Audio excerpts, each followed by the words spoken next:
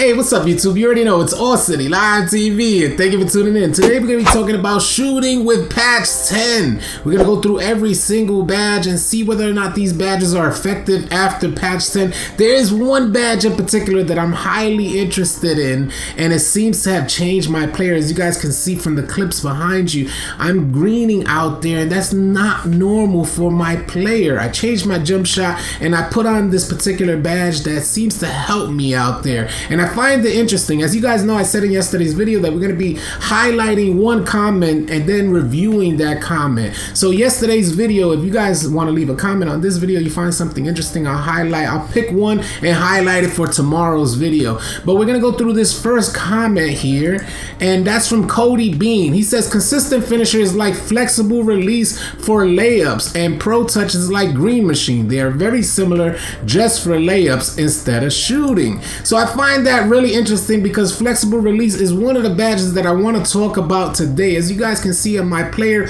he doesn't normally hit, especially from high on the perimeter or wherever. Along the top of the key, he doesn't normally green. So I find it really interesting that he mentioned flexible release, because flexible release is one of the badges we're going to highlight in today's video. Let me move my webcam over before we continue and talk about what's going on in Patch 10. I'm going to move my webcam over here on this side while I'm shooting on that side, so you guys can see that I'm hitting shots out there from the perimeter, and I have a two-way slashing playmaker, and I've always had trouble hitting from the top of the key area. And I noticed immediately after equipping some badges and putting them together that my shot has changed tremendously, and I've been doing my best to try to find ways on how to shoot from the top of the key, as I'm a two-way slashing playmaker, and it'll open up my game tremendously. We're gonna get into all of the badges right now and talk about which badges you should be equipping after Patch 10.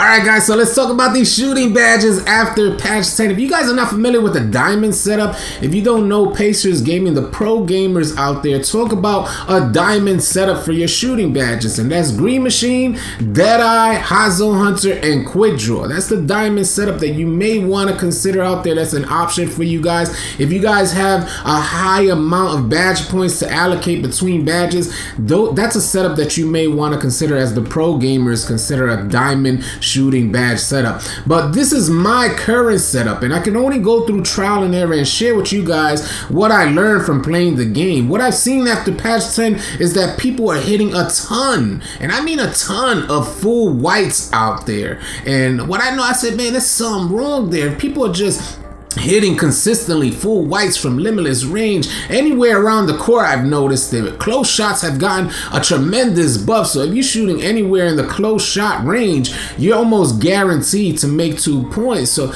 and what I noticed also is that the ball seems to be glitching into the basket. So hey, there's something wrong there, because the shot, the actual arc on the shot looks like it's going to be off. So I'm like attempting a rebound or trying to box out, and the ball is just like glitching into the basket. At least that's what I've noticed. I don't know if you guys noticed the same thing. And these badges, I want to tell you guys, are up for discussion, man. I'm not saying that you should be equipping this and this is what you need to do. I'm not, you know, this channel is not about that. I could only offer my recommendation, my opinion from what I experienced playing the game, as we live stream every single day on 5 different platforms simultaneously. And YouTube is one of those platforms. So if you want to come on out, continue the discussion about what shooting badges work best for you, or help some of the other people out in the live stream or in the comment section of this video, drop a comment. I'll highlight a comment for tomorrow's video, and we'll keep this discussion going. Or consider joining our Discord. The link for Discord will be in the description below. It'll also be the top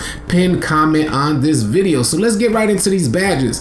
Catch and shoot. I leave catch and shoot on bronze. As you guys know, 2K Labs said catch and shoot on bronze is great for a player with a 70 3-point rating. So that's something that you guys may want to consider. If you have a higher 3-point rating, then equip catch and shoot a bit higher, like gold or Hall of Fame. Clutch shooter, a golden badge for them park players. If you have badge points to enough badge points to allocate, then you may want to consider clutch shooter.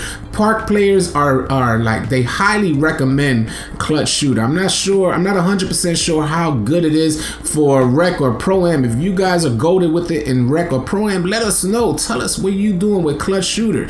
All right, Corner Specialist is one of those badges that I really like myself. It worked for me with a particular jump shot. I used 104. I had Corner Specialist on silver, and that badge is goated on silver with catch and shoot on bronze. If you're a spot up shooter out there, you may want to consider Corner Specialist. Just do some trial and error to see what badge level works best for you, so you're not wasting badges and you could just equip the right badge level for Corner Specialist. Deadeye. Again, pro level gamers highly recommend Deadeye. So Deadeye is a badge that you may want to consider because, you know, it's a matter on the closeout. So it's not really when they're fully in your face contested that you will hit these Deadeye jump shots, but when they're closing out, or when a badge like Intimidator affects your shot from a longer distance, when somebody has Intimidator on Hall of Fame, that's where Deadeye will come in handy as they're closing out. So Deadeye badge you definitely want to consider. Deep Fades is a badge for all of them boys out there taking post fades and things like that. You may want to consider Deep Fades. I don't see too many players out there utilizing their fade option other than my homie Tanner. Shout out to Tanner, because he's been using this option since last year. He'll go into the post and take a deep fade, so he's always highly recommended the Deep Phase badge. You may want to consider that. Difficult Shots. Now, I haven't put this badge to the full test after patch 10, but if you guys are out there and you're using Difficult Shots, although I've seen a lot more like dribble pull-ups going in after patch 10, I can't necessarily say that I've seen a bunch of fades going in. So I can't say whether or not, even though I'm playing this game hours on end, especially after patch 10, so we can analyze what's going on with these badges. Difficult Shots is not something that I've seen people incorporating into their game. So let me know if you're using it, because we would love to hear from you. Flexible Release, man, this is the badge that I was highly curious of. Normally it was a badge that I didn't really consider, and maybe that could be part reason as to why I was having so much trouble with my two-way slashing playmaker hitting at the top of the key. I want to be able to, I already got the paint locked in so I could drive in, but I need a shot that'll allow me a little bit more opportunity to create space. So if I have someone more concerned with my shot at the top of the key, a badge like Flexible Release is turning me into something that I really want to develop into. And I think you guys want to consider Flexible Release, because when I put on Flexible Release, that's when I started greening a lot more and I started hitting way more shots. Flexible Release, let's get right into it. Shot timing penalties for jump shots are reduced, making it easier to knock down attempts even when releasing early or late. So you might want to consider this after patch 10, because it seemed to me, I noticed that after patch 10, the ball seemed to be glitching into the rock. The second I put on Flexible Release, I noticed I got the same animation. So it may be that badge. So you guys may want to think about that. Green Machine, always a goated badge. A lot of people come to the live stream and they say, hey, should I put on Green Machine or Hot Zone Hunter? Hands down, Green Machine is a go-to badge. You want to have that badge equipped. I think the community, the 2K community in its entirety, highly recommend the Green Machine badge. So that's something that you guys want to think about. Hot Start. It's difficult, man, because Hot Start is it's a great concept, but unfortunately the follow through from 2K is not there for Hot Start. So I cannot recommend the Hot Start badge. If you guys out there and you recommend it, let us know your build in the comment section and tell us how you use the Hot Start badge. Hot Zone Hunter. It seems Hot Zones are still kind of sketchy, so people are kind of straying away from the Hot Zone Hunter badge, but I think it's still a badge if you have enough badge points to allocate between your badges. Hot Zone Hunter is still a badge that you may want to consider, because if you can get an additional boost from your hot zone areas with Hot Zone Hunter, you definitely want to get that boost. You don't want to sacrifice that boost if you have enough badge points to allocate. So let's get right into it. Ice and Veins, let's continue on. Ice and Veins is not necessary. I hear that another free throw out there, because free throws took a hit too, man. If you guys haven't noticed, you haven't been in rec or pro-am and you haven't taken a free throw, go on out there. I was goated with my free throw. I had it hands down, greening almost every free throw before patch 10.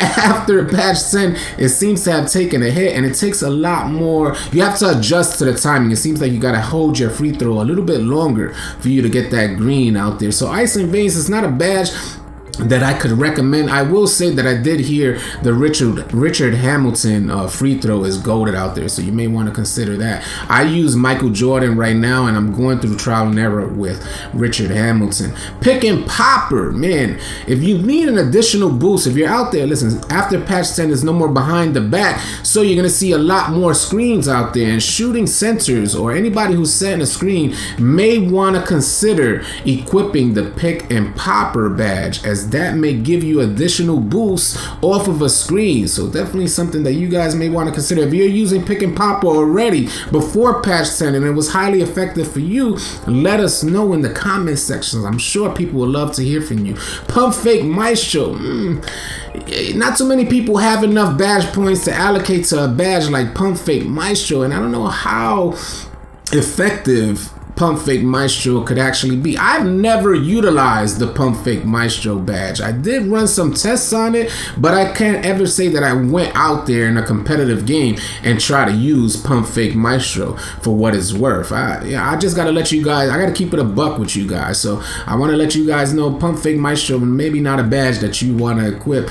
Quick Draw, again in the diamond setup, as the pro gamers like Quick Draw, Green Machine, Deadeye, and Hustle Hunter. Quick Draw is one of the first badges that you guys may want to consider equipping. If you're out there, you just got the game and you're not familiar with Quick Draw, if you don't have Quick Draw, your jump shot is going to be slow like molasses. You need to equip Quick Draw to kind of incorporate that speed into your pull-up, and that's definitely a go-to badge. Quick Draw. Range Extender. Now, don't hate me for how I feel about Range Extender, but I used to have this badge equipped, and I think it's more so a badge for people who have a high level of badge points to allocate amongst other badges. And if you're shooting from limitless range, I normally shoot from right around the 3-point line. I'm not looking for that extended range shot. And when I did have it equipped, it wouldn't activate at the 3-point line. So being that it wouldn't activate,